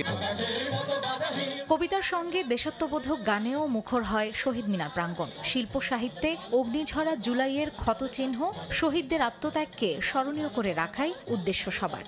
আমরা যারা খুব সাধারণ আবৃত্তি শিল্পী, আমরা ফেসবুকে যুদ্ধ করেছি, আমরা রাজপথে এসেছি, মিছিল করেছি, আমরা আমাদের কণ্ঠের ব্যবহার করিনি। সেই কষ্টটা আমাদেরকে কুড়ে কুড়ে খাচ্ছিল। আমাদের মূল উদ্দেশ্যই ছিল পুরো জুলাই মাস জুড়ে যে কবিতাগুলো লেখা হয়েছে সেই কবিতাগুলোই আমরা পরিবেশন করব। এদিন বিকেলে রাজধানীর বিশ্ব সাহিত্য কেন্দ্রে বঙ্গীয় সাহিত্য সভার উদ্যোগে উন্মুক্ত কবিতা পাঠের আয়োজন করা হয়। জুলাই গণ অভ্যুত্থানের কবিতা শিরোনামের এই আয়োজনে দেশের নানা প্রান্ত থেকে আসা কবিরা নিজের লেখা কবিতা পাঠ করেন। অনুষ্ঠানের শেষাংশে গণ অভ্যুত্থানকে সফল করতে জাতিকে ঐক্যবদ্ধ হওয়ার আহ্বান জানান লেখক ফরহাদ মজহার। নিজেকে যখন হাজির করে, যখন বর্তমান হয়, একেই বলা হয় গণতন্ত্র। মার্জিয়া শ্রেয়া, সময় সংবাদ, ঢাকা। দ্রিকের ৩৫তম প্রতিষ্ঠাবার্ষিকী উপলক্ষে বুক পেতেছি গুলি করো শীর্ষক আলোকচিত্র প্রদর্শনীর আয়োজন করা হয়েছে। শুক্রবার বিকেলে রাজধানীর পান্থপথে দৃকপাঠ ভবনে প্রদর্শনীর উদ্বোধন করেন জুলাই গণ অভ্যুত্থানে শহীদদের পরিবার ও আন্দোলনে আহত এবং গুলিবিদ্ধ শিক্ষার্থীরা। যুগে যুগে গণমানুষের ন্যায়সঙ্গত দাবি আদায়ের জন্য সংগঠিত হয়েছে অসংখ্য আন্দোলন। ২৪-এর গণ অভ্যুত্থান বা জুলাই বিপ্লবের মধ্য দিয়ে বাংলাদেশে রচিত হয়েছে ১৬ বছরের জুলুম নির্যাতনের কবর। তবে অহিংস আন্দোলন চলাকালীন শিক্ষার্থীদের ওপর দমন পীড়ন, সশস্ত্র ও সহিংস্র হামলার দগদগে দাগ এখনও শুকায়নি। এই আয়োজনে ৪১ আলোকচিত্রীর জুলাই গণ অভ্যুত্থানের সময়ে তোলা ১১৫টি আলোকচিত্র প্রদর্শিত হচ্ছে। শুক্রবার বিকেলে অনুষ্ঠানের শুরুতে জুলাই গণঅভ্যুত্থানে শহীদদের স্মরণে ১ মিনিট নীরবতা পালন করা হয়। উপস্থিত ছিলেন শহীদ জুলফিকার আহমেদ শাকিলের মা বিবি আয়েশা, শহীদ সাংবাদিক হাসান মেহেদীর স্ত্রী ফারহানা ইসলাম, শহীদ ফারহান ফায়াজের খালা ফারজানা মুনমুন, আন্দোলনকারী শিক্ষার্থী শাহিনুর সুমি এবং গুলিতে আহত শিক্ষার্থী সাইফুদ্দিন মোহাম্মদ এমদাদ সহ আরও অনেকে। এ সময় শহীদ পরিবার ও আন্দোলনে আহত শিক্ষার্থীরা তাদের ভয়াবহ স্মৃতি তুলে ধরেন। আপনারাই বলেন, আমার কি বিধবা হওয়ার বয়স হয়েছে? আমার 2টা বাচ্চা, একটা বাচ্চা মাত্র বাবা ডাক শিখছে। এই বিপ্লবে বসন্তের মতো সৃষ্টিশীল এক অভূতপূর্ব স্ফুরণ ঘটে। ক্ষমতাসীন দলের অপপ্রচারকে ধসিয়ে তাদের মুখোশ খুলে ফেলে। মানুষ হাত মেলে উদযাপন করে স্বৈরাচারীর পলায়ন। যদিও এই বিজয় এসেছে শত শত প্রাণের বিনিময়ে। এত বড় একটা অভ্যুত্থান, এটা তো একটা ঐতিহাসিক ঘটনা। আমরা স্বৈরাচারকে হটিয়েছি। আমরা যেই বৈষম্যের বিরোধী আন্দোলনটা করা হয়েছিল, সেই বৈষম্য যে এখনো দেশ থেকে সরে যায়নি, সেটা মনে করে দিতে চাইছি। আগামী ২১ সেপ্টেম্বর পর্যন্ত এই প্রদর্শনী উন্মুক্ত থাকবে প্রতিদিন বিকেল ৩টা থেকে রাত ৮টা পর্যন্ত। এই এক্সিবিশনটা যেটা আমরা পাচ্ছি সেটা হচ্ছে একটা ধারাবাহিক ডকুমেন্টেশন। এগুলো ডকুমেন্ট থাকা অ্যাকচুয়ালি দরকার ছিল বেশি, কারণ বহির্বিশ্বের কাছে তো অ্যাকচুয়ালি ফুটা আমাদের দেশে কি হয়েছে না হয়েছে এগুলো তো দেখা উচিত ছিল। আন্দোলনকালীন বাধা বিপত্তি উপেক্ষা করে পেশাগত দায়িত্ব পালন করেছেন আলোকচিত্রীরা। বারুদের গন্ধ, গুলি শব্দের মধ্যেও জীবনের ঝুঁকি নিয়ে তারা কাজ করেছেন। জুলাই বিপ্লবে তাদের ধারণ করা চিত্রই হয়ে থাকবে আগামীর ইতিহাস। নিয়াত শুভ, সময় সংবাদ, ঢাকা। নারায়ণগঞ্জে ভূমিদস্যুদের বিরুদ্ধে বিক্ষোভ মিছিল করেছেন বৈষম্য বিরোধী ছাত্র আন্দোলন সহ এলাকাবাসী। শুক্রবার বিকেলে রূপগঞ্জে উপজেলার কলাতলী সরকারি প্রাথমিক বিদ্যালয় মাঠে এই বিক্ষোভ হয়। এতে অন্তত 10টি গ্রামের মানুষ ও 5 শতাধিক শিক্ষার্থী অংশ নেন। এ সময় বক্তারা আমেরিকান সিটির মালিক মামুন আওয়ামী লীগের সন্ত্রাসী বাহিনীর মাধ্যমে দীর্ঘ 15 বছর ধরে জমি না কিনে সাধারণ মানুষ ও কৃষকদের শত শত বিঘা জমি দখল করে বালু দিয়ে ভরাট করে রেখেছে। প্রতিবাদ করায় শত শত নিরীহ মানুষকে মিথ্যা মামলা দিয়ে হয়রানির অভিযোগ তাদের। অবিলম্বে সুষ্ঠু তদন্ত করে জড়িতদের বিরুদ্ধে ব্যবস্থা নেওয়ার আহ্বান জানান ভুক্তভোগীরা। পর্ন তারকার ঘুষের মামলায় সাবেক মার্কিন প্রেসিডেন্ট ডোনাল্ড ট্রাম্পের সাজা ঘোষণার তারিখ পিছিয়েছে। শুক্রবার নিউ ইয়র্কের বিচারক জোয়ান মার্চান জানিয়েছেন, নভেম্বরে প্রেসিডেন্ট নির্বাচনের পর এই রায় ঘোষণা করা হবে। 18 সেপ্টেম্বর সাজা ঘোষণার কথা ছিল এই মামলার। নিউ ইয়র্ক থেকে হাসানুজ্জামান সাকির রিপোর্ট। আসন্ন মার্কিন প্রেসিডেন্ট নির্বাচনকে ঘিরে প্রচারণায় ব্যস্ত সময় পার করছেন সাবেক প্রেসিডেন্ট ডোনাল্ড ট্রাম্প। জয়ের আশা নিয়ে শতভাগ নিশ্চিত থাকলেও তার বিরুদ্ধে হওয়া বিভিন্ন ফৌজদারি মামলা আদালতে বিচারাধীন থাকায় চিন্তার ভাঁজ ছিল এই রিপাবলিকান নেতার কপালে। তবে তার এই দুশ্চিন্তা যেন কিছুটা কমল। 2016 সালের নির্বাচনের আগে পর্ন তারকা স্টর্মি ড্যানিয়েলসের মুখ বন্ধ রাখতে ঘুষ দেয়া মামলায় দোষী সাব্যস্ত হয়েছিলেন ট্রাম্প। কথা ছিল চলতি মাসের 18 তারিখে সাজা ঘোষণা করা হবে। তবে এর আগেই নিউ ইয়র্কের অপরাধ আদালতের বিচারক জোয়ান মার্চান শুক্রবার রায় পিছিয়ে দেওয়ার ঘোষণা দিয়েছেন। নতুন তারিখ অনুযায়ী রায় দেয়া হবে আসন্ন প্রেসিডেন্ট নির্বাচনের পর 26 নভেম্বর। এই ফৌজদারি অপরাধ মামলায় গেল 30 মে ট্রাম্পকে দোষী সাব্যস্ত করে নিউ ইয়র্কের ম্যানহাটানের আদালত। 34টি অভিযোগের সবকটিতেই দোষী সাব্যস্ত হন তিনি। এর আগে সাজা ঘোষণার তারিখ পিছিয়ে দেওয়ার জন্য ট্রাম্পের আইনজীবীরা আদালতে আবেদন করেন। তারা বলেন, সাজা ঘোষণার আগে রায়ের বিরুদ্ধে আপিল করার জন্য যথেষ্ট সময় তাদের হাতে নেই। শুক্রবার বিচারক সেই আর্জি মঞ্জুর করেন। বিশ্লেষকরা বলছেন, নির্বাচনের আগে সাজা হলে তা ডোনাল্ড ট্রাম্পের জন্য প্রচারণায় নেতিবাচক প্রভাব ফেলত। ফলে বিচারকের নতুন এই সিদ্ধান্তে রিপাবলিকান প্রচারণা শিবিরে কিছুটা স্বস্তি দেখা দিয়েছে। যদিও ট্রাম্পের বিরুদ্ধে 2021 সালে ক্যাপিটল হিলে হামলা ও নির্বাচনী ফলাফল পাল্টে দেওয়ার অপর একটি মামলার নতুন তথ্য প্রমাণ নভেম্বরের প্রেসিডেন্ট নির্বাচনের আগেই প্রকাশ করা হবে বলে বৃহস্পতিবারই জানিয়েছে লস অ্যাঞ্জেলেসের একটি আদালত। হাসানুজ্জামান সাকি, সময় সংবাদ, নিউ ইয়র্ক। নির্বাচনী তহবিল সংগ্রহের দৌড়ে ডোনাল্ড ট্রাম্পকে বেশ পেছনে ফেললেন কামালা হ্যারিস। গেল আগস্টে 36 কোটি 10 লাখ ডলারের তহবিল সংগ্রহ করেছে হ্যারিসের নির্বাচনী প্রচার দল ও ডেমোক্রেটিক পার্টি। অন্যদিকে রিপাবলিকান পার্টি সংগ্রহ করেছে 13 কোটি ডলার। এতে তীব্র প্রতিদ্বন্দ্বিতাপূর্ণ রাজ্যগুলোতে ট্রাম্পকে টেক্কা দিতে বিজ্ঞাপন সহ ভোটারদের কেন্দ্রে আনতে এগিয়ে থাকার সুযোগ কামালার। ঘনিয়ে আসছে মার্কিন প্রেসিডেন্ট নির্বাচন। ভবিষ্যৎ প্রেসিডেন্ট পদের জন্য চলতি বছরের নভেম্বরে লড়বেন রিপাবলিকান প্রার্থী ডোনাল্ড ট্রাম্প ও ডেমোক্রেটিক প্রার্থী কমলা হ্যারিস। এরই মধ্যে দুই প্রার্থী পেয়েছেন দলের চূড়ান্ত মনোনয়ন। জোর কদমে চলছে নির্বাচনী প্রচারণাও। নানা প্রতিশ্রুতি দিয়ে জনগণের কাছে পৌঁছানোর চেষ্টা করছেন প্রথমবারের মতো প্রেসিডেন্ট নির্বাচনে প্রার্থী হওয়া কমলা। এদিকে প্রতিদ্বন্দ্বী প্রার্থীকে তেমন পাত্তাই দিচ্ছে না তৃতীয়বারের মতো অংশ নিতে যাওয়া প্রেসিডেন্ট প্রার্থী ডোনাল্ড ট্রাম্প। তবে নির্বাচনী তহবিল সংগ্রহের দৌড়ে ট্রাম্পকে বেশ পেছনে ফেলেছেন কমলা। গেল আগস্টে 36 কোটি 10 লাখ ডলারের তহবিল সংগ্রহ করেছে হ্যারিসের নির্বাচনী প্রচার দল ও ডেমোক্রেটিক পার্টি। অন্যদিকে রিপাবলিকান পার্টি সংগ্রহ করেছে 13 কোটি ডলার। এতে নির্বাচনের মাত্র 2 মাস আগে প্রতিদ্বন্দ্বী প্রার্থী ডোনাল্ড ট্রাম্পের চেয়ে বড় ব্যবধানে এগিয়ে গেছেন কমলা। আগস্টে এক লাফে এত অর্থ সংগ্রহের ফলে সেপ্টেম্বরের শুরুতে কমলার প্রচার তহবিলে জমা হয়েছে 40 কোটি 40 লাখ ডলার, যেখানে মাস শেষে ট্রাম্পের প্রচার তহবিলে জমা হয়েছে 29 কোটি 50 লাখ ডলার। যুক্তরাষ্ট্রের নির্বাচন নিয়ন্ত্রক সংস্থার প্রতিবেদন অনুযায়ী 5 নভেম্বরের তীব্র প্রতিদ্বন্দ্বিতাপূর্ণ নির্বাচনের আগে এই পরিমাণ তহবিল সংগ্রহ নির্বাচনী আবহ পুরোপুরি জমে ওঠারই ইঙ্গিত। তবে ঘোষিত এই তহবিলের মধ্যে 2 প্রার্থীর সমর্থক অন্য গোষ্ঠীগুলোর সংগ্রহ করা অর্থ যোগ করা হয়নি। বিজ্ঞাপনী কাজে এবং তীব্র প্রতিদ্বন্দ্বিতাপূর্ণ দোদুল্যমান অঙ্গরাজ্যগুলোতে ভোটারদের কেন্দ্রে আনতে এসব অর্থ ব্যয় করবেন কমলা ও ট্রাম্প। অন্তরা সেন, সময় সংবাদ। ইতালির রোমের ট্রেভি ফাউন্টেইনে পর্যটকদের প্রবেশ সীমিত করে আনার ঘোষণা দিয়েছে স্থানীয় প্রশাসন। শুক্রবার এই সিদ্ধান্ত নিয়ে অসন্তোষ প্রকাশ করেন পর্যটকেরা। অর্থের বিনিময়ে জায়গাটি ঘুরে দেখার বিষয়ে তীব্র অনিচ্ছা প্রকাশ করেছেন তারা। প্রাচীন স্থাপত্যশৈলী আর মনোমুগ্ধকর পরিবেশ, সৌন্দর্যের পূজারী মানুষের জন্য রোম যেন স্বর্গরাজ্য। প্রতি বছরই তাই পর্যটন মৌসুমে লাখো ভ্রমণ পিপাসু পাড়ি জমায় এ 7 পাহাড়ের শহরে। এই পর্যটন শহরের অন্যতম আকর্ষণ ট্রেভি ফাউন্টেন। প্রচলিত বিশ্বাস অনুযায়ী এই ফোয়ারাতে পয়সা ছুড়লে পুনরায় এই শহরে ঘুরতে আসার সুযোগ হয়। প্রতি বছর তাই এখানে হাজার হাজার দর্শনার্থী ভিড় জমান। তবে এই বছর অসাধারণ এই পর্যটন কেন্দ্রে সীমিত করে আনা হবে দর্শনার্থীর সংখ্যা। এতে অসন্তোষ বেড়েছে পর্যটকদের মধ্যে।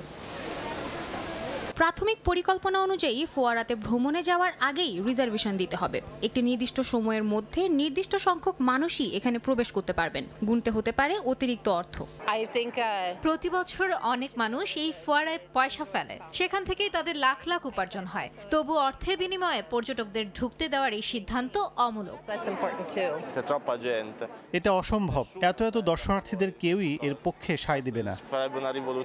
আগামী বছরও দেশটিতে প্রায় 3,20,00,000 পর্যটকের যাওয়ার সম্ভাবনা রয়েছে। এদিকে অতিরিক্ত পর্যটকের চাপে বার্সেলোনা ও ভেনিসে আন্দোলনে নেমেছে স্থানীয়রা। এরই প্রেক্ষিতে পর্যটকদের কাছ থেকে প্রবেশ মূল্য রাখার কথা ভাবছে কর্তৃপক্ষ।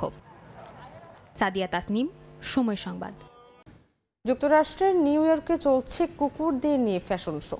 ক্যাটওয়াক ফার বেবি নামক বিশেষ এই ফ্যাশন শোতে অংশ নিয়েছে ভিন্ন ভিন্ন প্রজাতির কুকুর। এই ক্যাটওয়াক দেখতে এসেছেন বহু দর্শনার্থী। নিউ ইয়র্ক ফ্যাশন সপ্তাহের একটি অন্যতম আয়োজনটি চলবে 11 সেপ্টেম্বর পর্যন্ত।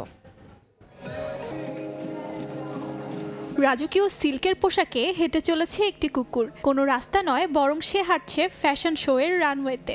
ম্যাচিং পোশাক পরে সঙ্গে আছে তার মালিকও। আরেকটি কুকুরকে আবার একটি বাক্সে করে আনা হয়েছে। যুক্তরাষ্ট্রের নিউ ইয়র্কে চলছে কুকুরদের নিয়ে আয়োজিত ক্যাটওয়াক ফার বেবি নামক বিশেষ এক ফ্যাশন শো। স্থানীয় সময় বৃহস্পতিবার সনি হলে এই ভিন্নধর্মী ফ্যাশন শোতে নিজেদের পোষা ভিন্ন ভিন্ন প্রজাতির কুকুর নিয়ে আসে তাদের মালিকরা। এই ক্যাটওয়াক দেখতে আসেন বহু দর্শনার্থী ও পর্যটক। নিউ ইয়র্ক ফ্যাশন সপ্তাহের অন্যতম আয়োজন এটি। পোষা ও উদ্ধার করা কুকুরদের ক্যাটওয়াকের পাশাপাশি এই অনুষ্ঠানে গানের আয়োজনও ছিল। It was an amazing show today. So much fun. I performed. I opened the show with my new song Dance Floor Emergency, which is dropping at midnight. 50% of the dogs that walk the runway are actually rescues. And some of the women will bring their dogs individually, but this is about promoting the adoption of animals. পোষা কুকুর ও তার মালিকরা এই fashion শোতে হেঁটেছে বিখ্যাত ডিজাইনারদের দ্বারা design করা পোশাকে।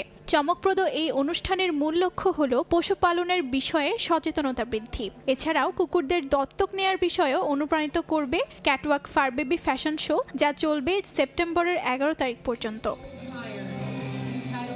অর্জিতা শেহজিন, সময় সংবাদ। মিরপুরের হোম অফ ক্রিকেটে ছুটির দিনেও ঐচ্ছিক অনুশীলন করেছেন অধিনায়ক নাজমুল হোসেন শান্ত। দীর্ঘ সময় তিনি কাজ করেছেন ব্যাটিং নিয়ে। মূলত অফ ফর্ম কাটাতেই এমন ব্যক্তিগত অনুশীলন টাইগার এই টপ অর্ডার ব্যাটসম্যানের। অন্যদিকে ইনজুরি কাটিয়ে ভারত সিরিজ নিয়ে স্কোয়াডে ফিরতে চান পেসার এবাদত হোসেন। বর্তমান সময়ের পেস বিপ্লবের ভিড়ে কাজটা কঠিন হলেও দেশের ক্রিকেটের জন্য এটাকে দেখছেন ইতিবাচক হিসেবেই।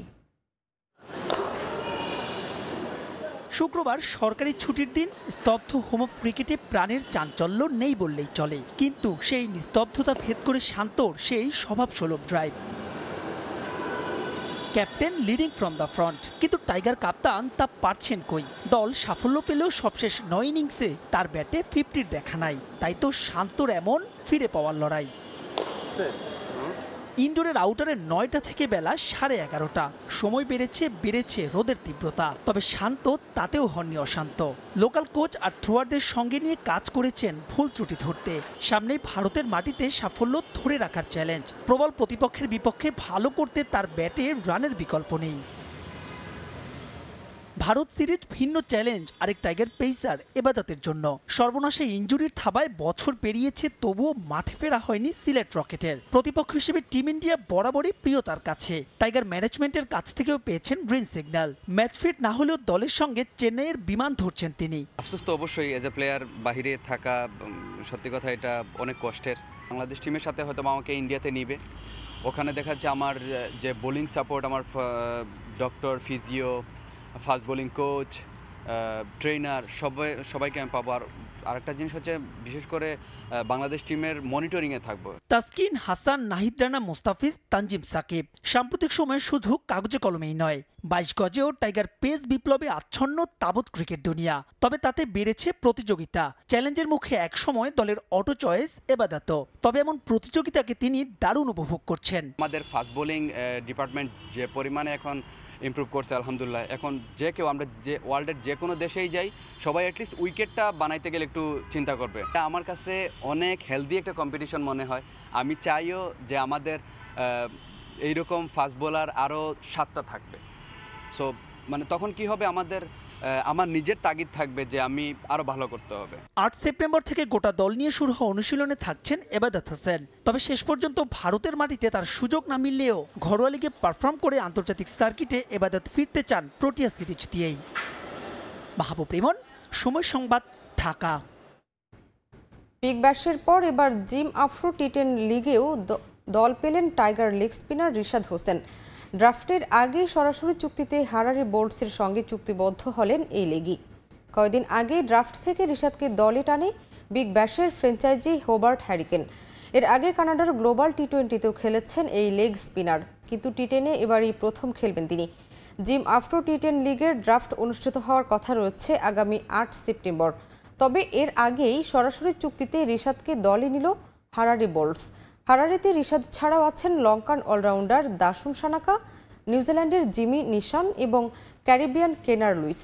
আগামী 21 সেপ্টেম্বর শুরু হবে এবারের আসর, শেষ হবে 29 সেপ্টেম্বর।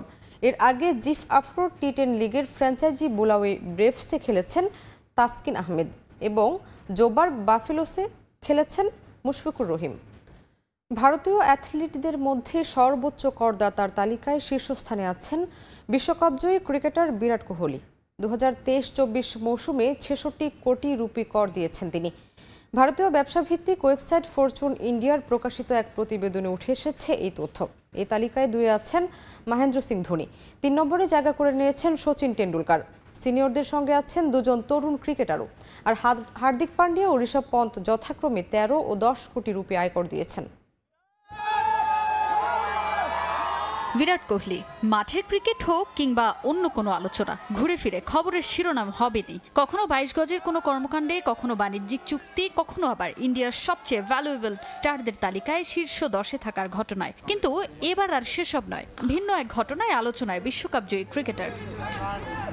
টি20 বিশ্বকাপ জয়ের ঘোর এখনও কাটেনি তার, তাই 22 গজের ব্যস্ততা থেকে কিছুটা দূরেই আছেন। বিশ্বকাপ জিতে টি20 থেকে অবসর নিয়েছেন। এবার বাংলাদেশের বিপক্ষে সাদা পোশাকের ক্রিকেটের জন্য নিজেকে প্রস্তুত করতে ব্যস্ত হয়ে পড়বেন কিছুদিনের মধ্যেই। তার আগেই কোহলিকে নিয়ে নতুন খবর প্রকাশ করল ভারতের ব্যবসা ভিত্তিক শীর্ষ ম্যাগাজিন ও ওয়েবসাইট ফরচুন ইন্ডিয়া, যেখানে উঠে আসে ভারতীয় ক্রীড়াবিদদের মধ্যে সবচেয়ে বেশি কর দেন কিং কোহলি।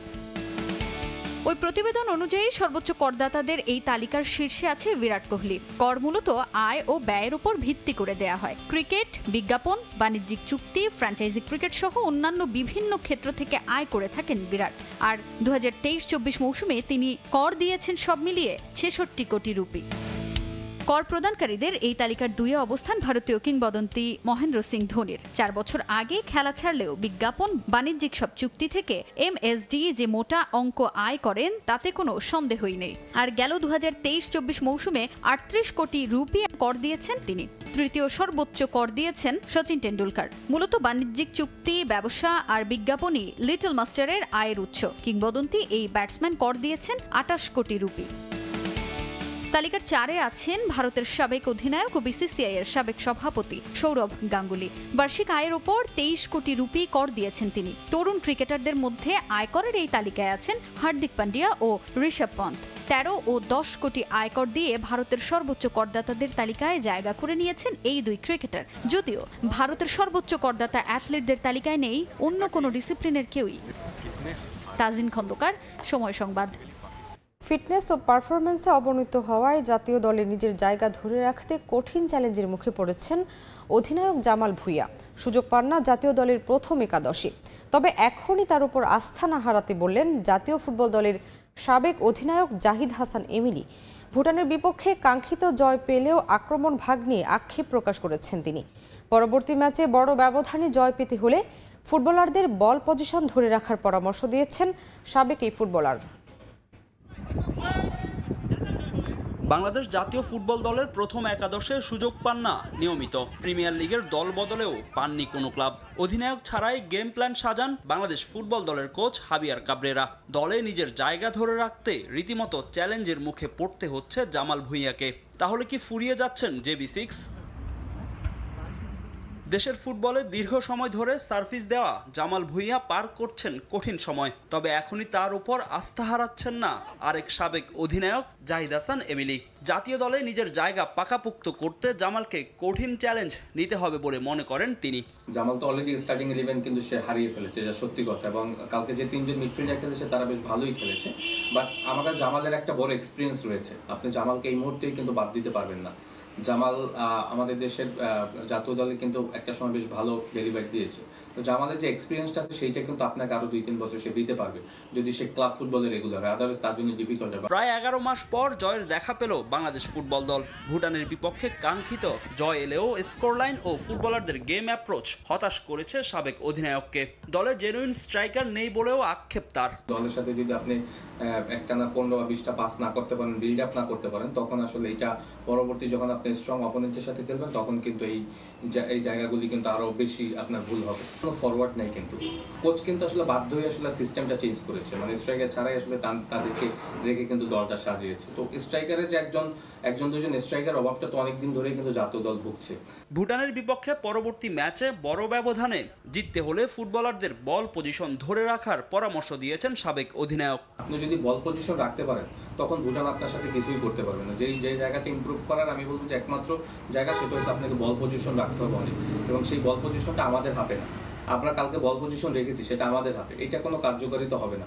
আপনাকে অপোনেন্ট হাতে গিয়ে অ্যাটলিস্ট 8টা-10টা পাঁচ খেলে দেন আপনাকে অ্যাটাকে যেতে হবে। মিরাজের মতো প্লেয়ারদের আপনি 11-এ দিতে পারেন, কারণ দুই সাইড থেকে মোরসালিন এবং ফাহিমের সাথে যদি আপনি মিরাজকে সামনে দেন হয়তো সুযোগ আরো, আমি মনে করি আরো আসতে পারে। এবং মিরাজ যে কোয়ালিটি দেখিয়েছে সে হয়তো আমার কাছে মনে হয় যে অ্যাডজাস্ট করে ফেলতে পারে। ইনজুরিতে রাকিব হোসেন ছিটকে গেলেও শাহরিয়ার ইমন তার অভাব পূরণ করবে বলে মনে করেন জাহিদ হাসান এমিলি। ফাহিম ইসলাম, সময় সংবাদ, ঢাকা। দেশের ক্রীড়াঙ্গনে পরিবর্তনের হাওয়া লাগলেও বহাল তবিয়তে দায়িত্বে আছেন বাংলাদেশ অলিম্পিক অ্যাসোসিয়েশনের মহাসচিব সৈয়দ শাহেদ রেজা। উল্লেখযোগ্য কোনো সফলতা না থাকলেও দীর্ঘ 11 বছর ধরে BOA-র মহাসচিবের চেয়ার দখল করে আছেন তিনি। এবার উঠেছে তার পদত্যাগের দাবি। আন্তর্জাতিক অলিম্পিক কমিটির নিয়ম মেনে স্বেচ্ছায় শাহেদ রেজার পদত্যাগ করা উচিত বলে মনে করেন জাতীয় ক্রীড়া পুরস্কার প্রাপ্ত ক্রীড়াবিদ ও সংগঠক কামরুন নাহার ডানা। দেশে ক্ষমতার পালাবদলের পর সংস্কারের দাবিতে উত্তাল ক্রীড়াঙ্গন। রাজনৈতিক প্রভাবে যারা দীর্ঘদিন কুক্ষিগত করে রেখেছিল বিভিন্ন ফেডারেশনের শীর্ষ পদগুলো একে একে বিদায় নিচ্ছেন সবাই। তবে সেখানেই ব্যতিক্রম বাংলাদেশ অলিম্পিক অ্যাসোসিয়েশনের মহাসচিব সৈয়দ শাহেদ রেজা। বহাল তবিয়তে এখনও BOA-র মহাসচিবের দায়িত্বে আছেন তিনি। সাবেক প্রধানমন্ত্রী শেখ হাসিনার ভাই শেখ কামালের বন্ধু ও শেখ পরিবারের ঘনিষ্ঠ হওয়ার সুবাদে 2013 সালে প্রথমবারের মতো বাংলাদেশ অলিম্পিক অ্যাসোসিয়েশনের মহাসচিবের পদে বসেন শাহেদ রেজা। এরপর BOA-তে তৈরি করেন নিজস্ব সিন্ডিকেট, যার ফলে মহাসচিব পদে বিনা প্রতিদ্বন্দ্বিতায় নির্বাচিত হন দুবার। অর্জনের মাপকাঠিতে মহাসচিব হিসেবে সফল বলা যাবে না শাহেদ রেজাকে। দীর্ঘ 11 বছর ধরে ক্ষমতায় থাকার পরও তার অধীনে আসেনি কোনো সফলতা। বরং অলিম্পিক, কমনওয়েলথ গেমস সহ বিভিন্ন ইভেন্টে অ্যাথলিটদের ব্যানারে ফেডারেশন কর্মকর্তাদের বিদেশ ভ্রমণে সমালোচিত হয়েছে তার কমিটি।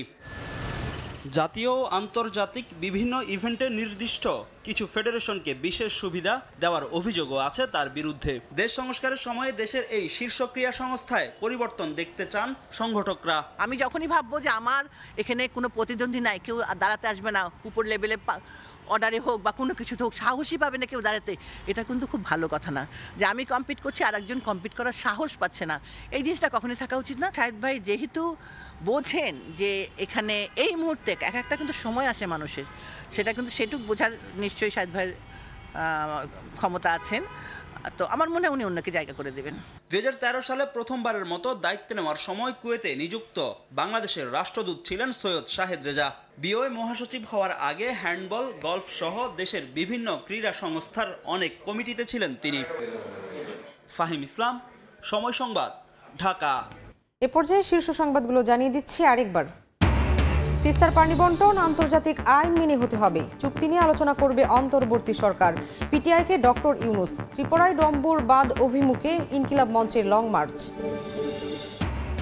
বিশেষ সুবিধায় নয়, আইনি প্রক্রিয়ায় মামলা থেকে মুক্ত হতে চান তারেক রহমান, ফিরতে চান দেশে, বলছেন তার আইনজীবী। আদালতেরও ভূমিকা রাখার সুযোগ দেখছেন আইনজ্ঞরা। বান্দরবানের সাবেক মন্ত্রী তাজুল ইসলামের বিশাল সম্পত্তির খোঁজ। জালিয়াতি করে স্ত্রীর নামে কিনেছেন 100 একর জমি, দখল করেছেন আরও 400 একর, ফেরত চান ভুক্তভোগীরা। আন্দোলনরত পোশাক শ্রমিকদের যৌক্তিক সব দাবি মেনে নেবে বিজিএমইএ, কাউকে ছাঁটাই না করার ঘোষণা। শিল্প বাঁচাতে আজ থেকে কাজে যোগ দেওয়ার আহ্বান নেতাদের। এবং অন্তহীন অভিযোগের পর স্বস্তির গল্প, শাহজালাল বিমানবন্দরে স্বল্প সময়ে মিলছে সেবা, উচ্ছ্বসিত যাত্রীরা। বিদেশি কোম্পানিকে দায়িত্ব দিতে হয়রানি জিয়ে রাখার অভিযোগ।